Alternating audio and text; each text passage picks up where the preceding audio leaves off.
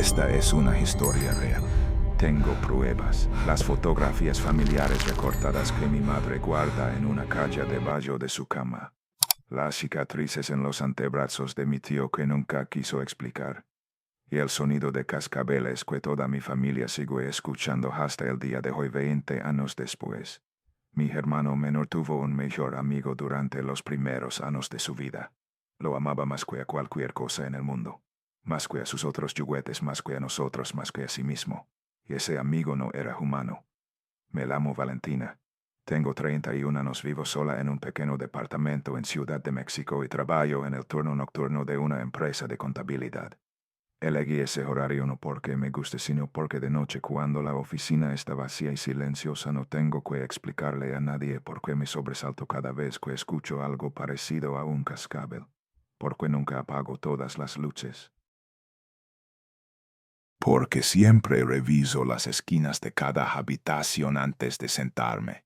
Esos hábitos nacieron en mi infancia, en aquella casa vieja en las afueras de Guadalajara, con mi hermano Mateo.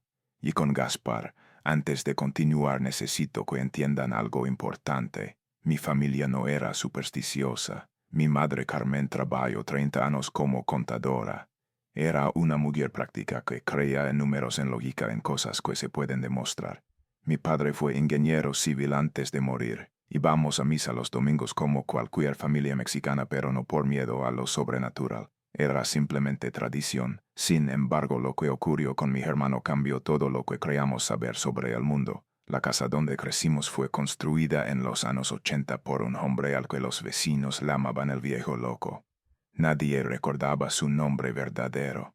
Nadie sabía a dónde se había ido después de vender la propiedad. Lo único que la gente del barrio recordaba era que solía pararse solo en el patio trasero a las 3 de la madrugada mirando hacia el segundo piso, hablando con alguien que nadie más podía ver. Mi madre no creía en esas historias. Cuando compró la casa en 1999 solo vio una propiedad barata y espaciosa perfecta para una familia de 4. En ese entonces éramos 4. Mi padre, mi madre, yo con 7 años y Mateo todavía en el vientre de mamá. Pero papá murió antes de que mi hermano naciera. Un accidente en la obra donde trabajaba. Y de pronto aquella casa grande se volvió demasiado vacía para 3 personas. Recuerdo perfectamente el olor de esa casa. El aroma a humedad que subía del sótano, ese sótano al que nadie se atrevía a vallar. El olor a madera podrida que emanaba del pequeño cobertizo en el patio trasero donde mi padre guardaba sus herramientas y que nadie abrió después de su muerte. El perfume de velas e incienso del pequeño altar en la sala donde mamá colocó la fotografía de papá junto a la Virgen de Guadalupe. Y los sonidos. La casa nunca estaba realmente en silencio. De noche el piso de madera crujía como si alguien caminara sobre él. Las tuberías dentro de las paredes gemían cada vez que abríamos un grifo. La ventana del cuarto de Mateo en el segundo piso a veces se abría sola aunque no hubiera viento. Cuando le preguntaba a mamá sobre esos ruidos, ella siempre respondía lo mismo. Casa vieja, la madera se expande con el clima. Yo le creía. En ese entonces tenía 9 años. Quería creer. Después de que papá murió, mi tío Rafael, el hermano menor de mamá, se mudó con nosotros. Era carpintero, un hombre calado con hombros anchos y manos callosas por el trabajo. Dormía en el cuarto del primer piso junto a las escaleras, el único cuarto sin ventanas que dieran al patio trasero. Una vez le pregunté por qué había elegido esa habitación. No me gusta mirar hacia afuera de noche, me dijo. En ese momento no entendí lo que quería decir. Ahora lo entiendo perfectamente. Nuestra casa estaba en el borde del vecindario a casi 50 metros de la casa más cercana. Detrás había un terreno baldío lleno de hierba alta y algunos árboles de mango silvestres. No había alumbrado público. No había cámaras de seguridad. Los teléfonos celulares eran raros en esa época y la señal en nuestra zona era casi inexistente. Si algo ocurría de noche estábamos completamente solos. Mateo nació en 2001 prematuro, bajo de peso, enfermizo. Los doctores dijeron que era porque mamá había sufrido demasiado estrés durante el embarazo. Papá murió cuando ella tenía 7 meses. Mi hermano llegó al mundo con unos ojos enormes negros como pozos y un hábito extraño. No lloraba como los otros bebés, solo observaba. Miraba todo a su alrededor con una curiosidad que parecía impropia de un recién nacido. Es como si ya hubiera vivido antes, dijo mi abuela cuando vino a conocerlo. Un alma vieja en un cuerpo nuevo. A mamá no le gustaron esas palabras. Ella creía en la ciencia, no en supersticiones. Pero incluso ella tenía que admitir que Mateo era diferente. Una tarde de noviembre de 2002, cuando mi hermano tenía aproximadamente 18 meses, mamá organizó una pequeña reunión en casa. Nada especial. Solo algunas compañeras de trabajo que venían a visitarla trayendo comida y palabras de apoyo para la joven viuda. Entre las invitadas había una mujer que yo nunca había visto antes. Dona Esperanza. Vestía un vestido negro largo hasta los tobillos como si estuviera de luto por alguien. Su cabello blanco estaba recogido en un moño alto y su piel estaba tan arrugada que parecía papel antiguo. Pero lo que más recuerdo de ella eran sus ojos. Opacos sin pupilas definidas como si miraran a través de todo lo que tenían enfrente. Déjame cargar al niño, le dijo a mi madre. No fue una petición, fue una orden, mamá dudó. Pero la hija de Dona Esperanza, una compañera de trabajo, le aseguró que su madre adoraba a los niños. Mamá le entregó a Mateo. Doña Esperanza lo sostuvo en brazos durante casi una hora. Se sentó en una esquina de la sala susurrándole cosas al oído que nadie podía escuchar. Mamá dijo después que probablemente solo le cantaba canciones de cuna. Pero yo estaba cerca. Lo que escuché no sonaba como ninguna canción de cuna que conociera. Mateo, que normalmente se inquietaba en brazos de extraños, permaneció completamente inmóvil todo ese tiempo. Sus ojos fijos en el rostro de la anciana como hipnotizado. Cuando Dona Esperanza finalmente lo devolvió, le dijo a mi madre algo que nunca olvidaré. Este niño necesita un amigo. Le voy a mandar uno. Una semana después llegó el muñeco. Venía envuelto en papel marrón viejo, sin caja, sin tarjeta de felicitación. Solo una nota escrita con letra temblorosa para el niño. Para que cuide sus sueños, era una lequín. Media aproximadamente 40 centímetros de alto. Su traje estaba hecho de terciopelo en múltiples colores con el patrón de rombos característico rojo, verde, amarillo y morado alternándose. En su cabeza llevaba un gorro de 3 puntas y en cada punta colgaba un pequeño cascabel de plata. Su rostro era de porcelana blanca con labios rojos curvados en una sonrisa permanente y ojos negros pintados con pestañas largas y delicadas. Pero cuando lo tomé en mis manos sentí algo que me perturbó. Dentro del muñeco había un esqueleto, no algodón ni releno como en los juguetes normales. Era algo duro articulado que permitía doblar el muñeco en diferentes posiciones. Mamá dijo que probablemente era un armazón de porcelana, pero cuando apreté sin querer sentí que estaba tibio. Seguro es porque tus manos están calientes, dijo mamá cuando se lo mencione. Probablemente sea eso. Esa frase se convertiría en el estribillo de nuestra familia durante los siguientes 2 años. Probablemente sea eso. La usamos para explicar todo lo que no podíamos explicar, para ignorar todo lo que no queríamos ver. Al principio Mateo no le prestó atención al muñeco. Mamá lo colocó sobre el mueble junto a su cama como un adorno. Mi hermano tenía otros juguetes que le gustaban más: un camión de plástico rojo, un oso de peluche gastado, una pelota de cuero que el tío Rafael le había comprado. Pero en agosto de 2003, cuando Mateo tenía casi 2 años y medio, algo cambió. Recuerdo exactamente ese día porque era temporada de lluvias. El cielo levaba semanas gris y la humedad dentro de la casa era sofocante. Esa mañana bajé a la cocina y encontré a Mateo parado junto a su cama arrastrando una silla pequeña. ¿Qué haces?, le pregunté. Él trepó a la silla, estiró sus bracitos y tomó el muñeco del mueble. Quiero a este amigo, me dijo.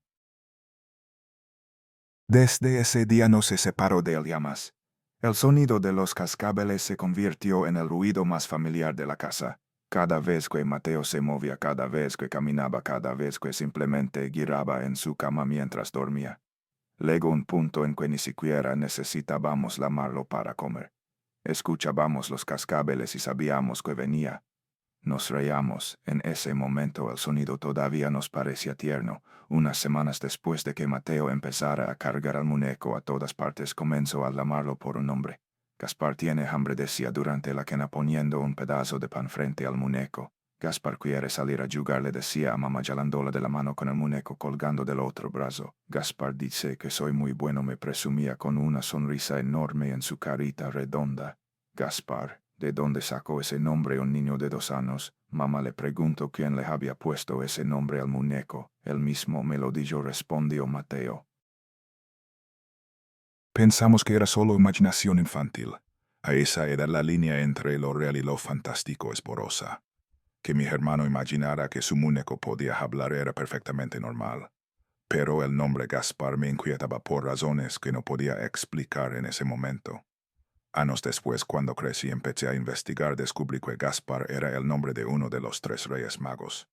En la tradición española y mexicana, Gaspar es usualmente representado como el rey más joven, el que elevaba incienso, la sustancia que se usaba para ungir a los muertos. Un niño de 2 años en Guadalajara, de donde sacó ese nombre. Las cosas extrañas empezaron a ocurrir poco después. Una mañana bajé a la cocina por un vaso de agua y encontré al muñeco sentado sobre la mesa del comedor. Su cara miraba hacia la ventana como si estuviera observando el patio. Mateo todavía dormía arriba. Acababa de pasar frente a su cuarto y lo vi acurrucado bajo las cobillas. «Mamá, ¿pusiste el muñeco aquí?», le pregunté cuando ella entró a la cocina. «No, pensé que tú lo habías dejado allí». Nos miramos. Seguro el niño se levantó temprano y volvió a dormirse, dijo mamá. Probablemente sea eso. Pero yo sabía que Mateo no se había levantado. Su cuarto tenía piso de madera vieja que crujía con cada paso, y si hubiera bajado cargando a Gaspar yo habría escuchado los cascabeles.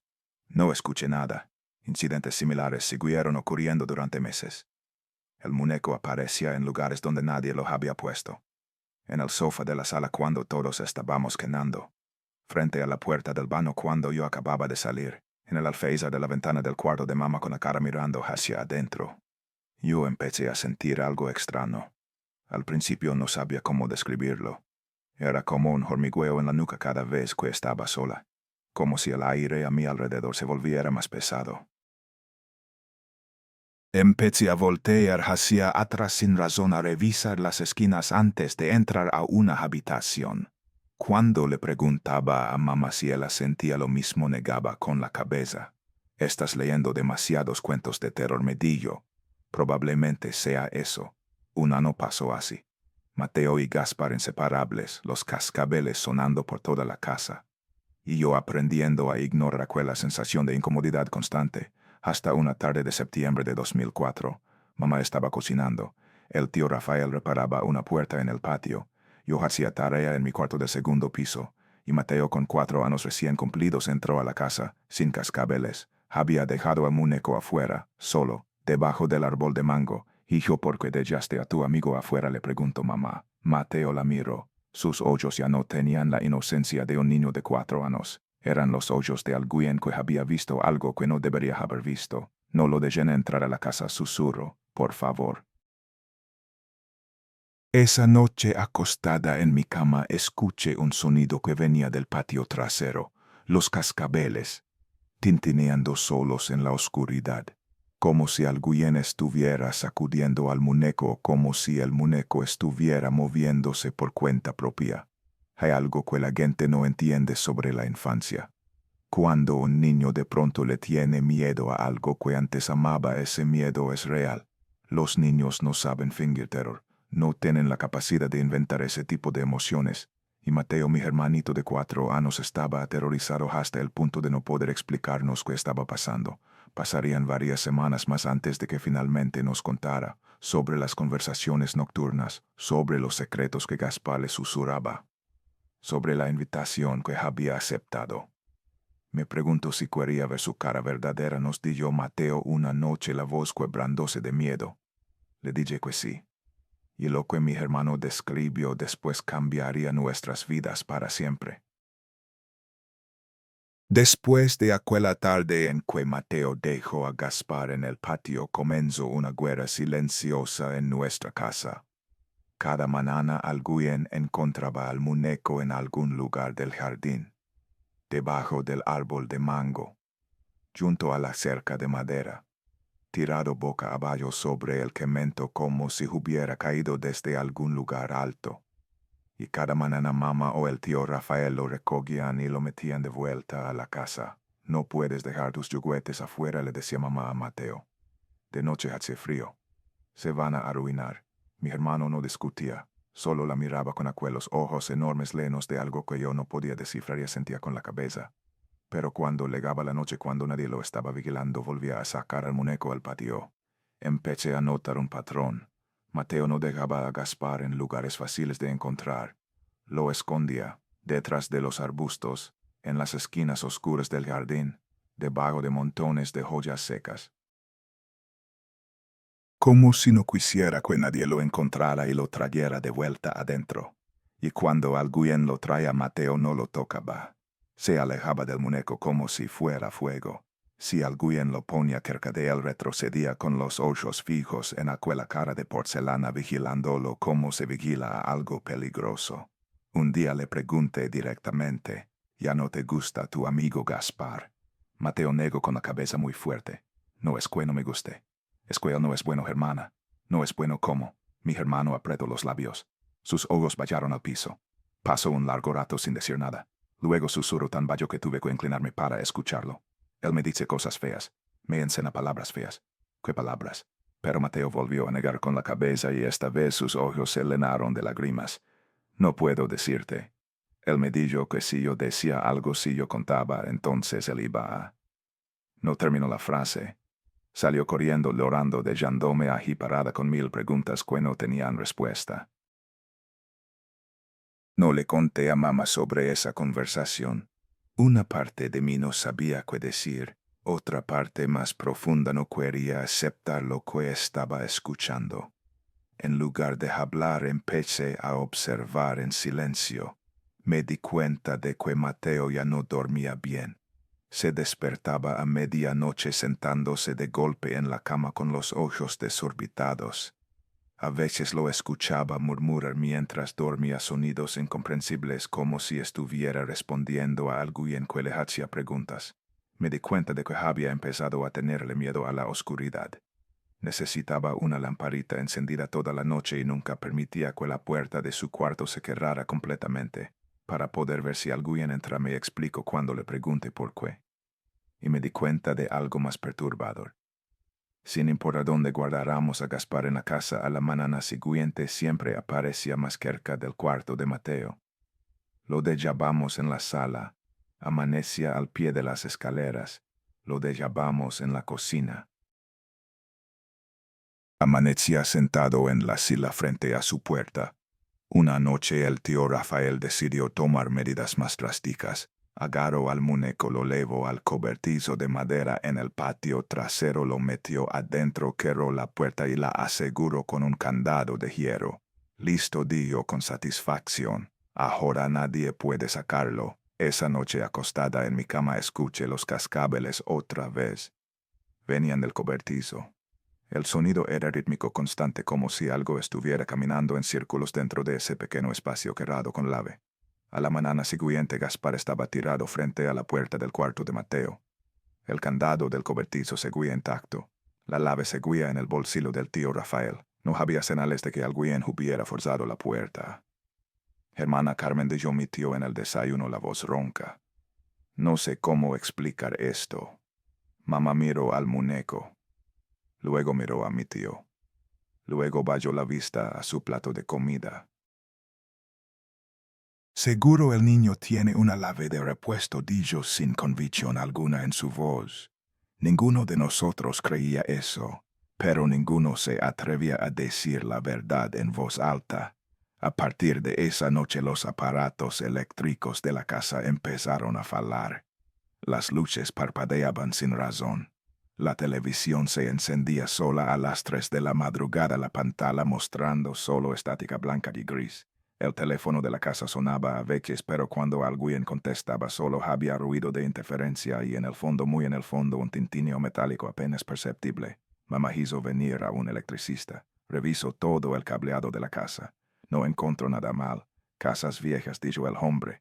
Los cables viejos a veces causan interferencias. Probablemente sea eso, pero yo sabía que no era eso. Y creo que mamá también lo sabía. Las noches se volvieron peores. Mateo no solo murmuraba en sueños, a veces se reía entre dientes, a veces lloraba sin despertar.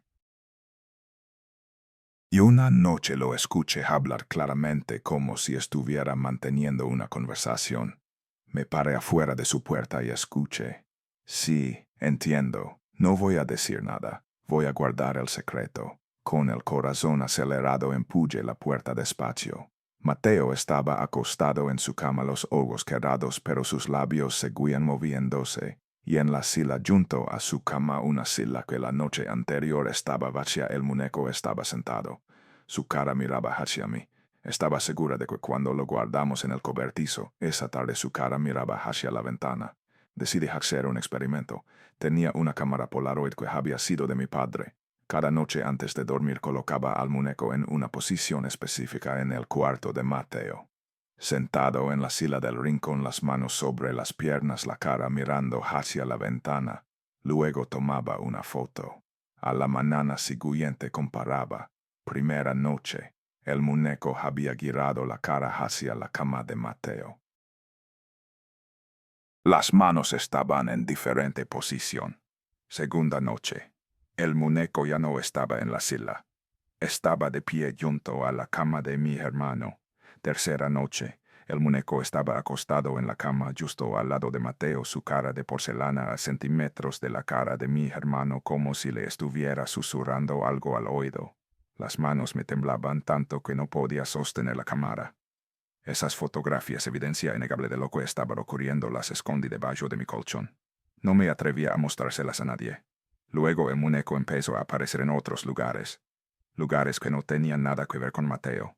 Una mañana desperté y lo encontré sentado en mi escritorio. Su cara miraba hacia mi cama. Yo estaba segura de haberlo dejado en el cuarto de mi hermano la noche anterior. Una tarde mamá gritó desde el baño. Cuando corrimos a ver qué pasaba, la encontramos temblando, envuelta apresuradamente en una toalla. El muñeco estaba sentado sobre la tapa del inodoro, su cara mirando hacia la regadera. ¿Quién lo puso aquí?, preguntó mamá, la voz más aguda de lo normal. Nadie respondió. Nadie sabía. Pero lo que más me aterró fue cuando lo encontré dentro del cajón de mi ropa interior, acurrucado entre mi ropa íntima, como si hubiera estado ahí desde siempre. Como si supiera que ese era el lugar más privado que yo tenía. Luego, noviembre de 2004, Día de los Muertos, nuestra familia viajó al pueblo de mi abuela en Guanajuato para visitar la tumba de mi padre. Después de la visita al cementerio fuimos a casa de la abuela para cenar con otros parientes. Mateo adoraba esas reuniones. Le gustaba que los tíos lo cargaran, que le dieran dulces, que jugara con sus primos. Pero más que nada me di cuenta después le gustaba estar lejos de casa, lejos de Gaspar.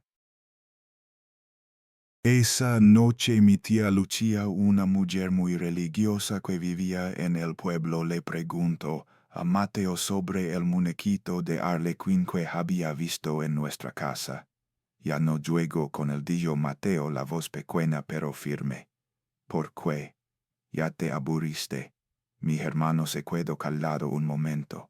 Luego, tal vez porque estaba lejos de casa, tal vez porque se sentía seguro, tal vez porque había guardado el secreto demasiado tiempo, empezó a hablar. Yo no estuve presente en esa conversación. Estaba adentro ayudando a recoger la mesa. Pero mi tía Lucía le contó todo a mi madre después, cada detalle. Según él, a Mateo le dijo que el muñeco le hablaba. Al principio Gaspar solo decía cosas normales. Buenos días, buenas noches, preguntas sobre cómo estaba. Mateo pensaba que era un juego, como cuando hablaba con sus otros peluches. Pero poco a poco Gaspar empezó a decir más cosas. Le contaba sobre el mundo de donde venía, un lugar oscuro y frío donde nadie lo quería. Decía que había estado solo mucho tiempo antes de encontrar a Mateo. Él me dice que me quiere mucho, le dijo Mateo a mi tía. Dice que soy su único amigo. Luego Gaspar empezó a enseñarle palabras. Palabras en un idioma que Mateo no entendía, frases que no podía repetir por más que lo intentara.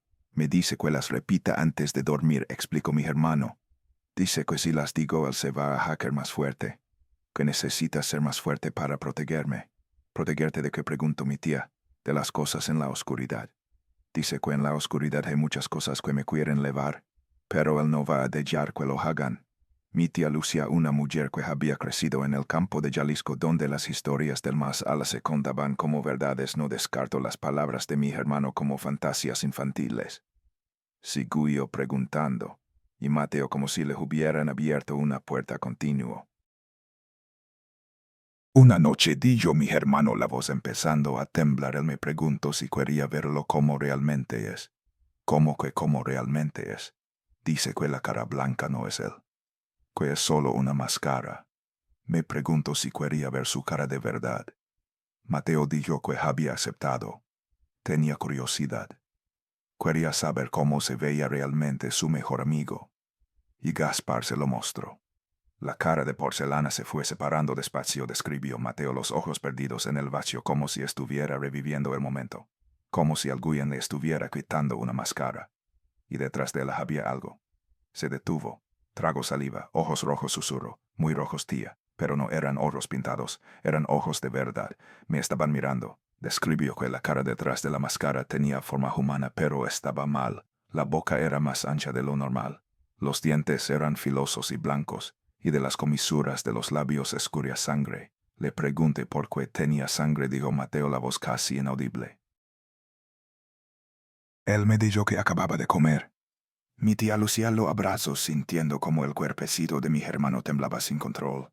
¿Y luego qué pasó?, preguntó ella. Me tocó el pecho, continuó Mateo, su mano inconscientemente yendo a su propio pecho. Me dijo que después me iba a tocar a mí. Cuando mi tía le contó todo esto a mi madre, mamá no dijo nada durante un largo rato. Vi su cara en ese momento, pálida, los labios apretados, los ojos mirando hacia ningún lugar. Supe que estaba luchando consigo misma. Una parte de ella quería creer que todo era pesadillas de un niño, imaginación desbordada, resultado de ver demasiadas caricaturas de miedo. Pero otra parte, una parte más profunda, sabía que algo andaba mal con ese muñeco. Lo había sabido desde hace mucho, solo que no había querido admitirlo. Mamá tomó una decisión esa noche. Guarda ese muñeco, me dijo, enciérralo bien, que el niño no lo vuelva a ver. Esa noche, cuando regresamos a casa, volví a encerrar a Gaspar en el cobertizo. Y esta vez escuché más que cascabeles. Escuché algo raspando la puerta desde adentro. Lento al principio, como unas tanteando la madera. Luego más rápido, más desesperado. Me quedé paralizada afuera del cobertizo, el corazón latiéndome en la garganta. El sonido continuó durante varios minutos, acompañado del tintineo de los cascabeles.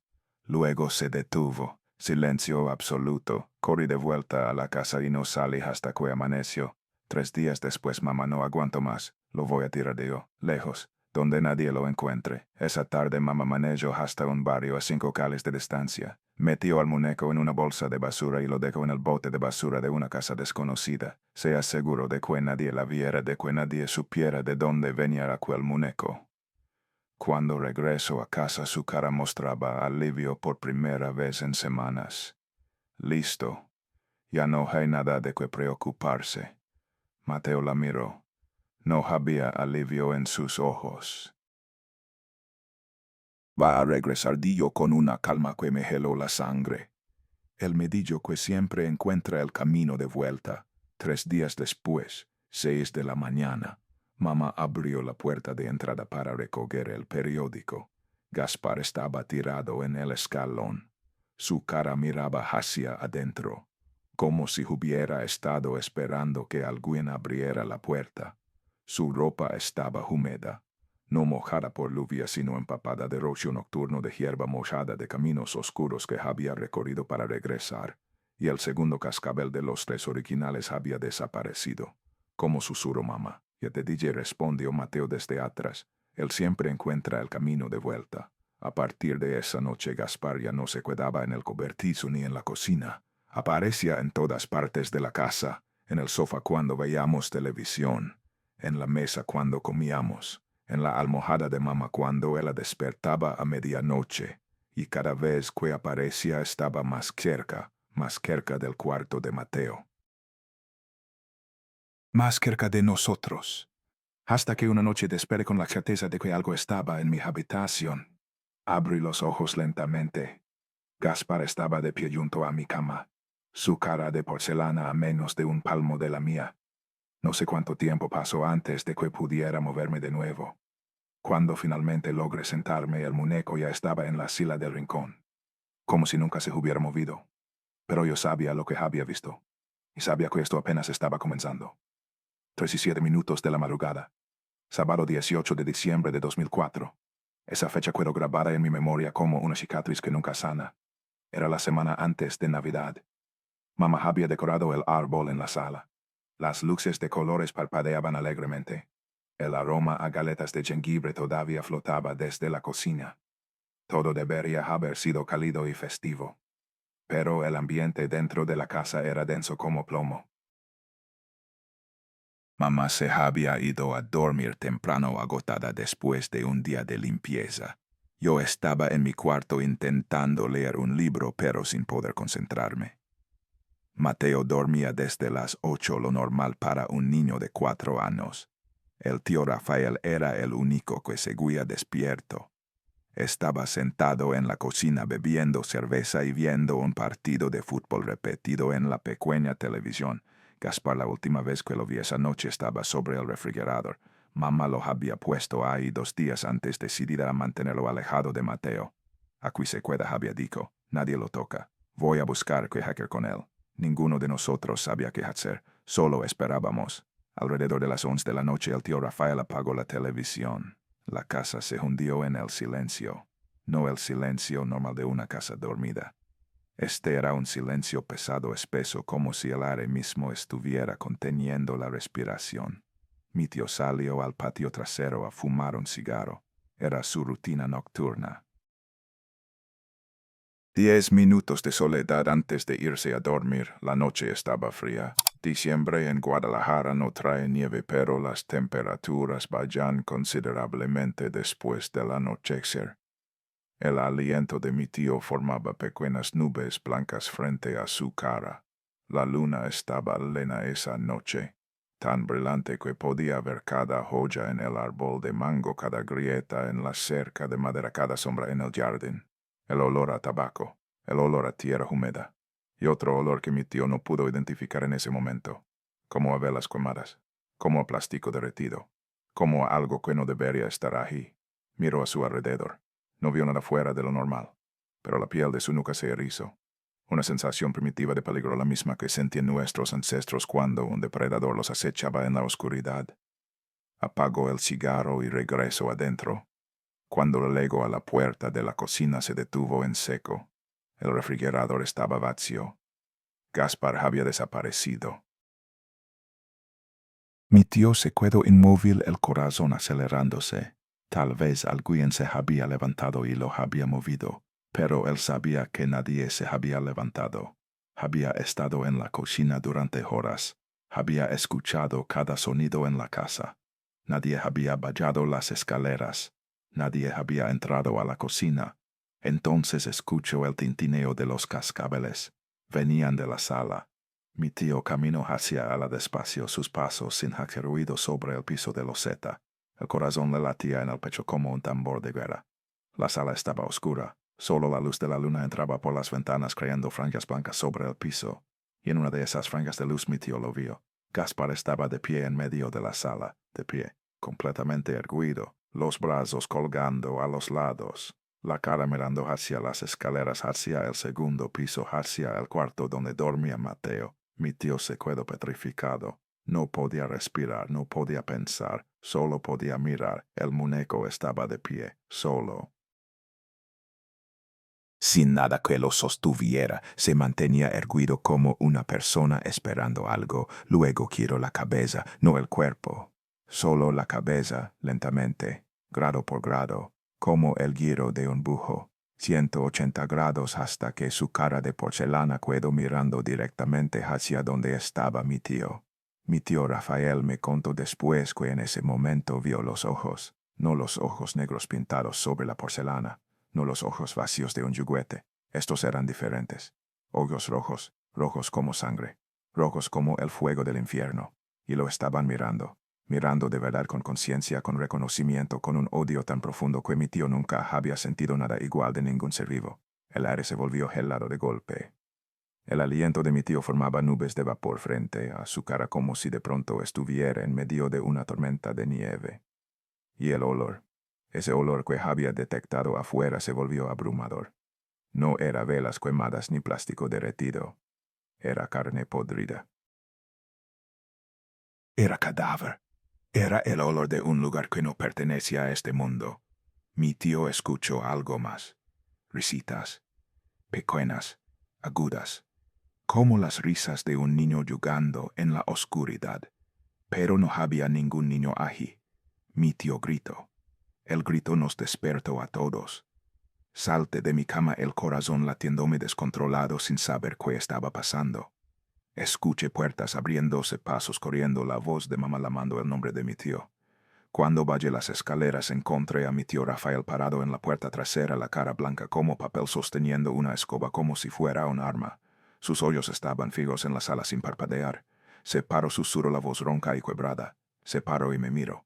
Sus ojos eran rojos. Se estaba riendo, lo escuché reírse. Mamá miró hacia la sala. Yo también miré. Gaspar estaba tirado en medio del piso, inmóvil, inofensivo, como un simple muñeco de trapo y porcelana, pero su gorro estaba torcido y el segundo cascabel había desaparecido. Solo quedaba uno de los tres originales. El tío Rafael no pudo dormir el resto de esa noche.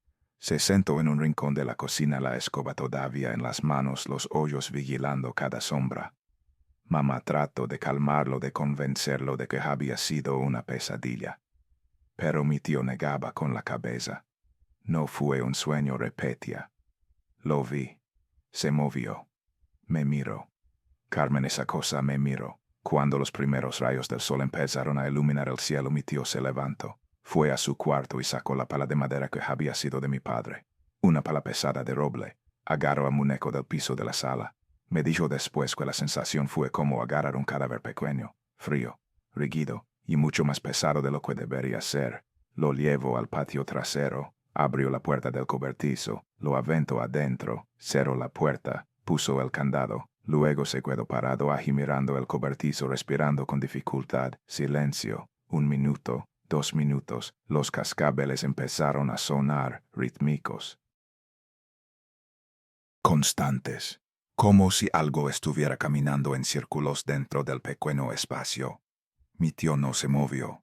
Se quedó allí agarrando la pala con ambas manos, esperando. El sonido se detuvo. Silencio otra vez. Luego vino el raspado, suave al principio, como unas contra madera, luego más fuerte, frenético, desesperado. Mi tío retrocedió un paso, apretó la pala con más fuerza. El raspado se detuvo. Silencio. Y entonces vino el golpe. La puerta del cobertizo se sacudió violentamente. El candado aguantó, pero las bisagras viejas crujeron en protesta. Otro golpe, más fuerte. La madera se combó hacia afuera. Una grieta apareció en uno de los tablones. Los golpes venían uno tras otro, cada uno más violento que el anterior. Mi tío me dijo después que cada impacto hacía temblar el piso bajo sus pies. Una fuerza que ningún muñeco de 40 centímetros debería tener. Luego todo se detuvo. Silencio absoluto. Y entonces escucho las risas. No venían del cobertizo. Venían de todas partes. De arriba en las ramas del árbol. De detrás de él en las sombras junto a la casa. De la oscuridad misma. Docenas de voces riéndose al mismo tiempo, burlándose de él. Mi tío corrió. Entró a la casa. Cerró la puerta con llave. Se fue directamente al cuarto de mamá y le contó todo. Tenemos que destruirlo, dijo la voz temblando. No podemos seguir así. Cuando salió el sol por completo, mi tío volvió al cobertizo con un bidón de gasolina. Abrió el candado. La puerta se abrió con un crujido. Gaspar estaba tirado en el centro del cobertizo, en la misma posición que cuando mi tío lo había aventado adentro. No había marcas de rasguños en la puerta. No había grietas en la madera. Todo estaba exactamente igual que antes, como si nada hubiera pasado. Mi tío no se detuvo a pensar en eso. Agarró al muñeco, lo sacó al patio, lo puso sobre el cemento y vació el bidón de gasolina encima. Luego sacó un encendedor y lo prendió. Las llamas se alzaron inmediatamente. Brillantes anaranjadas y rojas envolviendo al muñeco por completo. Durante 3 segundos pareció que funcionaba. Luego las llamas se apagaron, de golpe, como si alguien hubiera soplado una vela gigante. Mi tío se quedó mirando incrédulo. El muñeco estaba allí empapado en gasolina pero completamente intacto. Ni una sola marca de quemadura, ni un hilo chamuscado. Volvió a encender el fuego. Las llamas subieron y se apagaron. Otra vez, y otra, 5 intentos. 5 veces el fuego se extinguía instantáneamente. Después del 5º intento mi tío cayó de rodillas sobre el cemento. Estaba empapado en sudor a pesar del frío. Las manos le temblaban. El muñeco yacía frente a él, mojado de gasolina apestando a combustible pero sin un solo daño. Y mi tío juró hasta el día de hoy lo jura que la sonrisa del muñeco se había ensanchado. No me deja quemarlo, le dijo a mamá cuando entró a la casa. No sé qué hacker. Vi a mi tío en ese momento. Un hombre grande, fuerte, que había trabajado con sus manos toda su vida. Estaba llorando. Mamá tomó una decisión. Voy a llevarlo lejos, dijo. Muy lejos, donde no pueda encontrar el camino de regreso. Esa tarde mamá subió al carro con el muñeco en una bolsa de plástico. Manejó durante casi 1 hora saliendo de la ciudad adentrándose en la carretera que llevaba hacia las montañas. Se detuvo en una zona boscosa, bajo del carro. Caminó entre los árboles hasta que encontró un lugar que le pareció suficientemente escondido. Un árbol viejo quemado por un rayo con las raíces expuestas y retorcidas. Cavó un hoyo en la tierra con sus propias manos. Metió al muñeco. Lo cubrió con tierra y joyas. Luego regresó al carro y manejó a casa. Cuando llegó su cara mostraba alivio. Listo, dijo. Está enterrado en medio del bosque. Esto se acabó. Mateo estaba parado en las escaleras observándola. Va a regresar, dijo con esa calma que me helaba la sangre. Él siempre regresa. Esta vez mamá no lo contradijo. La semana siguiente fue extrañamente normal. No hubo cascabeles en la noche. No hubo muñecos apareciendo en lugares imposibles. No hubo golpes ni rasguños ni risas en la oscuridad. El tío Rafael empezó a dormir mejor. Mamá recuperó algo de color en las mejillas. Incluso yo empecé a creer que tal vez todo había terminado. Mateo era el único que no parecía aliviado. Pasaba horas mirando por la ventana hacia el patio como si esperara ver algo. El 24 de diciembre, Nochebuena, nuestra familia se reunió para cenar. El árbol de Navidad brillaba en la esquina de la sala. Villancicos sonaban en la radio. Por primera vez en meses la casa se sentía como un hogar. Esa noche me fui a dormir sintiéndome casi feliz. A las 3 de la madrugada me desperté. No sé qué me despertó. No hubo ningún ruido. Solo esa sensación de que algo estaba mal. Me senté en la cama, el corazón acelerándose sin razón. Entonces lo escuché, el cascabel, muy suave. Muy lejano, viniendo de algún lugar afuera de la casa. Me levanté de la cama y caminé hacia la ventana. Aparté la cortina y miré hacia el patio trasero. La luna llena iluminaba todo con una luz plateada y fantasmal. Y allí parado junto al árbol de mango había una figura, pequeña, del tamaño de un niño, vestida con colores brillantes que parecían negros bajo la luz de la luna. Gaspar había regresado. La figura en el patio no se movía. Solo estaba allí mirando hacia la casa, mirando hacia mi ventana, mirándome a mí. Cerré la cortina de golpe y retrocedí hasta chocar con mi cama. No dormí el resto de esa noche. A la mañana siguiente, cuando mamá abrió la puerta trasera, encontró a Gaspar tirado en el escalón. Su ropa estaba sucia de tierra. Tenía hojas secas pegadas al terciopelo. Y olía a humedad, a bosque, a algo que había estado enterrado y había vuelto a la superficie. No podemos deshacernos de él, dijo mamá en voz baja. No importa lo que hagamos, siempre va a volver. Lo se respondió Mateo desde atrás. Él me lo dijo, él y yo estamos conectados. Para siempre, los días siguientes fueron los peores. Gaspar aparecía dentro de la casa cada noche, en la sala, en la cocina, en el pasillo. Cada mañana lo encontrábamos en un lugar diferente, siempre más cerca de las escaleras, siempre orientado hacia el segundo piso. Mateo dejó de dormir. Pasaba las noches sentado en su cama, las rodillas contra el pecho, los ojos fijos en la puerta entreabierta. No estoy esperando. Estoy vigilando. ¿Vigilando qué? Que no entre. Pero una noche de enero de 2005 algo cambió. Hacía un frío inusual para Guadalajara. Mamá había encendido un calentador en la sala, pero el aire dentro de la casa seguía sintiéndose helado. A las 11 de la noche decidí ir a la cocina por un vaso de agua. Bajé las escaleras despacio, cada peldaño crujendo bajo mis pies. La casa estaba oscura. Cuando llegué al último escalón me detuve. Había algo en la sala. No era el muñeco de 40 centímetros. Era algo más grande. Una silueta que se movía entre las sombras. Demasiado grande para ser un muñeco. Demasiado pequeña para ser un adulto. Del tamaño de un niño de 7 años. La silueta se detuvo en medio de la sala. Lentamente, muy lentamente giró hacia mí. No podía ver su cara. Solo una sombra donde debería estar. Pero podía ver los colores de su ropa. El patrón de rombos. Rojo, verde, amarillo, morado. Y podía ver algo brillando en su cabeza. Un solo cascabel que reflejaba la luz de la luna. No era un muñeco de 40 centímetros. Era algo del tamaño de un niño real. Algo que había crecido. Me quedé paralizada. No podía moverme. No podía gritar. Solo podía mirar mientras esa cosa daba un paso hacia mí. Luego otro paso. Y otro. Podía escuchar su respiración ahora. Pesada, irregular. Como el lladeo de un animal hambriento.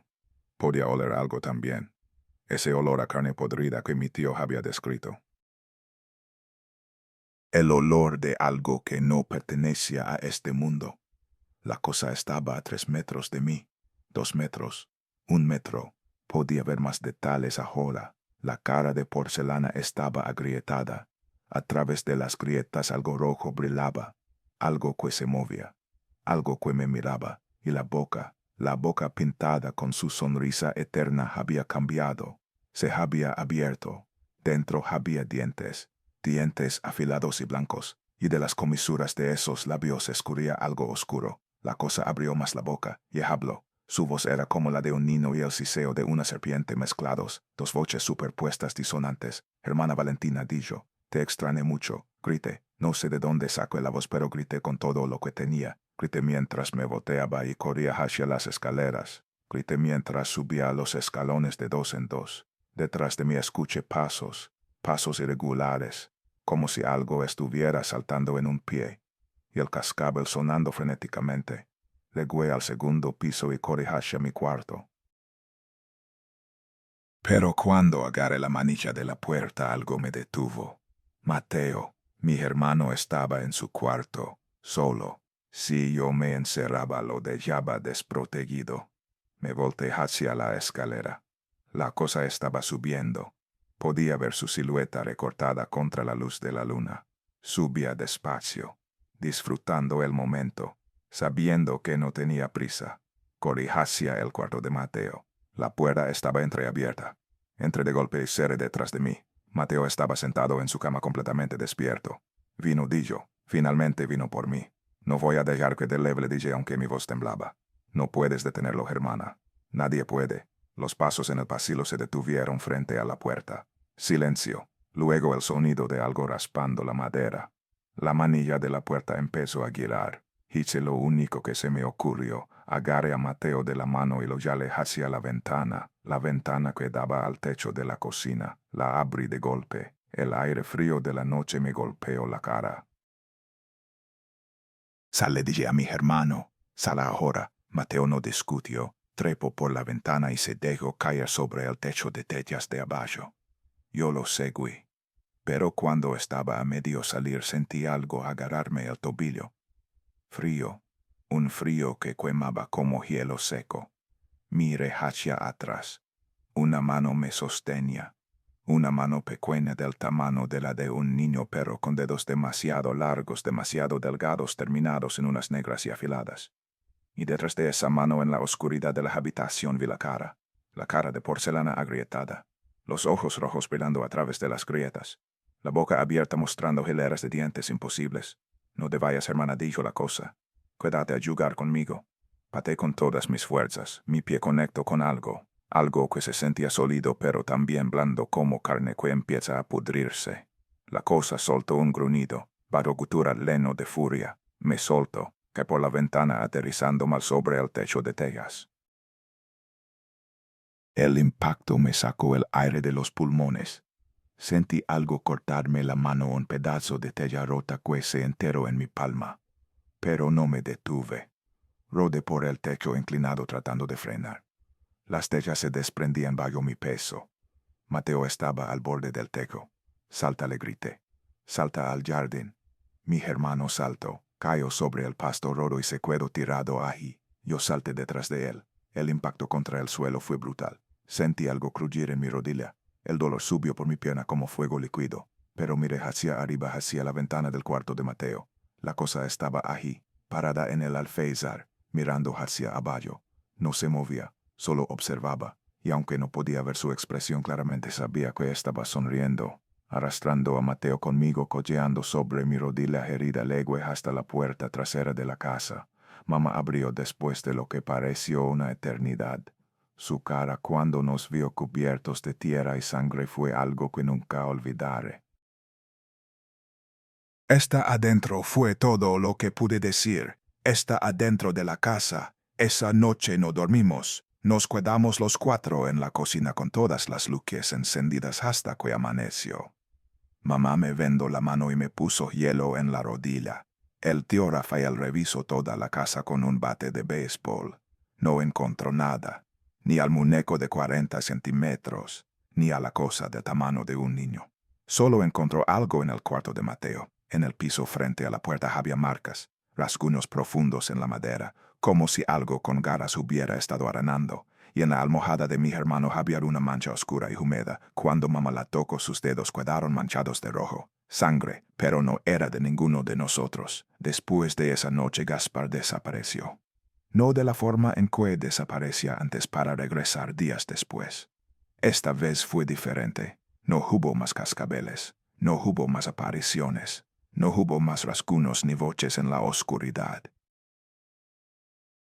El muñeco simplemente se había ido. El tío Rafael se mudó de vuelta a su propia casa 2 semanas después. No podía seguir viviendo con nosotros. Cada vez que cerraba los ojos veía ojos rojos mirándolo desde las sombras. Nunca volvió a quedarse una noche en nuestra casa. Mamá hizo lo que pudo para que la vida volviera a la normalidad. Llevó a Mateo con un psicólogo infantil. Le dijo que todo había sido pesadillas. Mateo tomó los medicamentos. Fue a las terapias. Pero yo sabía que nada de eso ayudaba, porque lo que habíamos vivido no eran pesadillas, era real. Tan real como las cicatrices en mi mano y en mi rodilla. Los siguientes 3 años fueron una tregua. Gaspar desapareció completamente después de aquella noche de enero. Nos permitió creer que todo había terminado, que el horror había pasado, que podíamos volver a ser una familia normal. Mateo creció. Empezó la escuela primaria. Hizo amigos. Aprendió a leer otra vez. Pero nunca dormía con las luces apagadas. Nunca cerraba completamente la puerta de su cuarto. Y nunca jamás volvió a pedir un muñeco como juguete. Yo también crecí. Traté de ser una adolescente normal. Pero siempre había una parte de mí que esperaba, que vigilaba, que sabía que el horror no había terminado realmente, solo estaba pausado. Y cuando mi abuela murió en julio de 2008, cuando aquel crucifijo antiguo entró a nuestra casa, el regreso, más fuerte que nunca. No voy a contar los detalles de lo que ocurrió después de aquella noche de julio. Esa es otra historia más larga y más oscura que involucra el crucifijo de mi abuela, los secretos que él guardó toda su vida y un anciano sacerdote italiano llamado Padre Lucas que había dedicado décadas a combatir fuerzas que la mayoría de la gente ni siquiera cree que existen. Lo que sí puedo decir es que Gaspar regresó esa noche, no como el muñeco de 40 centímetros que recordábamos. Esta vez era más grande, más fuerte, más real. Se movía por la casa como si fuera su dueño. Las sombras se movían en las esquinas, y aquellas mujeres vestidas de negro empezaron a aparecer afuera paradas en la banqueta mirando hacia nuestras ventanas. Tuvimos que irnos, no por días o semanas sino por meses. Un sacerdote vino a ayudarnos, realizó rituales de limpieza, rezó durante noches enteras. Al final las manifestaciones se calmaron, pero yo sé la verdad. Gaspar no fue expulsado, solo se retiró, se escondió, está esperando. Mi hermano tiene 23 años ahora. Vive en otra ciudad, trabaja en una oficina normal, tiene una vida que parece normal desde afuera, pero no puede dormir en la oscuridad total. No puede estar solo en una habitación con la puerta cerrada. Y no puede mirar un muñeco sin que le tiemblen las manos. Tuvo una novia hace algunos años. Una chica dulce que lo quería mucho. Pero algo pasó. Algo que Mateo llevó consigo sin saberlo, algo que se manifestó en la casa de ella. La familia de esa chica vio a Gaspar. Vieron lo que él puede hacer. La hermana menor, una niña de 7 años, fue atacada en el baño. Por algo del tamaño de un niño vestido como Harlequin que le faltaba una pierna. Esa niña tiene 20 años ahora. Todavía tartamudea. La familia nunca perdonó a mi hermano. Nunca le permitieron volver a acercarse a su hija. Y Mateo carga con esa culpa todos los días de su vida. Hay noches en que él me llama, siempre muy tarde, siempre con la voz temblorosa. Hermana, me dice, ¿lo estás escuchando? Yo sé exactamente a qué se refiere. Un año después de los eventos de 2008 me mudé a Ciudad de México para estudiar la universidad. Un departamento pequeño, sola, lejos de mi familia. Pensé que la distancia me protegería. La primera noche en mi departamento nuevo entré al baño a lavarme la cara antes de dormir. Me miré en el espejo, pero había algo más. Algo en la esquina del espejo detrás de mí. Una sombra pequeña que no debería estar allí. Me volteé. No había nada. Miré el espejo otra vez. La sombra seguía allí. Inmóvil, parpadeé. Desapareció. Desde entonces nunca miro un espejo por más de unos segundos. Las fotografías Polaroid que tomé en 2004 todavía las tengo. Están guardadas en una caja debajo de mi cama. Evidencia de que Gaspar se movía solo durante las noches. A veces en noches de insomnio las saco y las miro. Las imágenes del muñeco en diferentes posiciones, cada vez más cerca de la cama de Mateo. Estoy escribiendo estas palabras un sábado por la noche en mi pequeño departamento en Ciudad de México. El reloj marca las 3:07 de la madrugada, la misma hora en que mi tío Rafael gritó hace 20 años. Me detengo, escucho silencio, solo el zumbido del aire acondicionado. Respiro aliviada y estiro la mano para apagar la lámpara del escritorio. Entonces lo escucho, muy suave, muy lejano, pero inconfundible, el cascabel. Me quedo paralizada, la mano suspendida en el aire. Otra vez, más cerca, lentamente, muy lentamente, giro la cabeza hacia la puerta de mi habitación. Está abierta. Yo no la abrí. Estoy segura de que la cerré antes de sentarme a escribir. Y en la oscuridad del pasillo veo una silueta, pequeña, inmóvil, esperando. No puedo ver su cara. Solo puedo ver los colores de su ropa apenas visibles en la penumbra, el patrón de rombos, y algo brillando en su cabeza, un solo cascabel. Mi corazón late tan fuerte que puedo escucharlo en mis oídos. La silueta da un paso hacia adelante. Puedo escuchar su respiración ahora, pesada, húmeda. Otro paso. La luz de mi lámpara ilumina parcialmente su cara, porcelana agrietada, grietas por donde brilla algo rojo. Una boca abierta llena de dientes afilados, y sangre fresca escurriendo de las comisuras de sus labios. Abro la boca para gritar. Y entonces habla. Su voz es exactamente como la recuerdo. Como la de un niño mezclada con el sisio de algo antiguo y hambriento. Hermana Valentina, te extrañé mucho. Esperé mucho tiempo. Pero ya estoy listo. No puedo moverme. No puedo respirar. Ahora te toca a ti, Dick, y su sonrisa se ensancha hasta mostrar hileras de dientes imposibles, como le prometí a Mateo hace mucho tiempo. Después le iba a tocar a él, pero primero me voy a comer a su hermana. La lámpara parpadea, se apaga, oscuridad total, Y en esa oscuridad lo último que escucho es el sonido del cascabel acercándose. Si están leyendo esto significa que mi historia sobrevivió. Quiero que recuerden algo. Los yuguetes no son solo yuguetes. A veces son puertas, a veces son invitaciones. Y una vez que la puerta se abre, una vez que la invitación se acepta, no hay forma de cerrarla. Mateo invitó a Gaspar a su vida cuando tenía 2 años. No sabía lo que estaba haciendo. Solo era un niño que amaba a su mejor amigo. Pero ese hilo que se formó entre ellos, ese vínculo que Gaspar usó para cruzar desde donde sea que vino, sigue existiendo. Y ahora me está llamando a mí también. Si alguna vez encuentran un muñeco viejo abandonado en algún lugar de Genlo donde está, no lo toquen, no lo lleven a casa, no dejen que sus hijos lo encuentren, porque nunca saben que puede estar esperando adentro, que puede estar esperando una invitación.